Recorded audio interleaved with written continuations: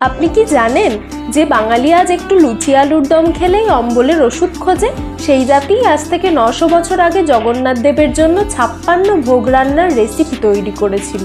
তাহলে মাঝের এই কয়েক শতাব্দীতে আমাদের বাঙালির শরীরতত্ত্ব আর খাবারের রুটিন এত বদলে গেল কেন?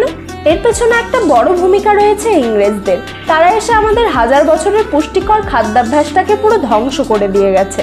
বাংলায় আগে শত শত রকমের দেশি পুষ্টিকর ধান চাষ হতো, যেমন গোবিন্দভোগ, রাধাতিলক, দাদখানি।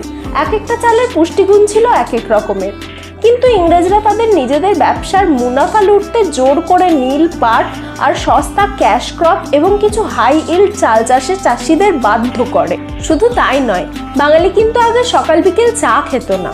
ইংরেজরা তাদের উদ্বৃদ্ধ চায়ের পাতা ভারতের বাজারে বিক্রি করার জন্য এককালে রীতিমতো ফ্রিতে চা খাওয়ানো শুরু করেছিল। আর তাই আজ এই চা ছাড়া বাঙালির দিন চলে না। এছাড়াও আমাদের খাবারে রিফাইন্ড চিনি, ময়দা ও ডালডার মতো বিষাক্ত জিনিসগুলো কিন্তু ইংরেজদেরই আমদানি। তাছাড়াও স্বাধীনতার পর বেশি পরিমাণে ধান ফলানোর লক্ষ্যে সবুজ বিপ্লবের সময় রাসায়নিক সার ও কীটনাশকের ব্যবহার খাবারকে দেখতে আকর্ষণীয় করলেও তার পুষ্টিগুণ কমিয়ে দেয়। ঢেকি ছাটা চালের বদলে আসে ঝকঝকে পালিশ করা চাল, যা আদতেই ডায়াবেটিস আর ভুঁড়ি তৈরির কারখানা। তবে কঠোর পরিশ্রমের যুগ আজ বিলুপ্ত প্রায়।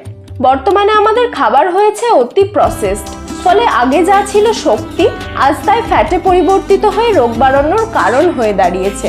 তাই 200 বছর আগে ইংরেজদের বদলে দেওয়া লাইফস্টাইলের মাসুল আজ আমাদের প্রত্যেকের শরীরকে দিয়ে যেতে হচ্ছে।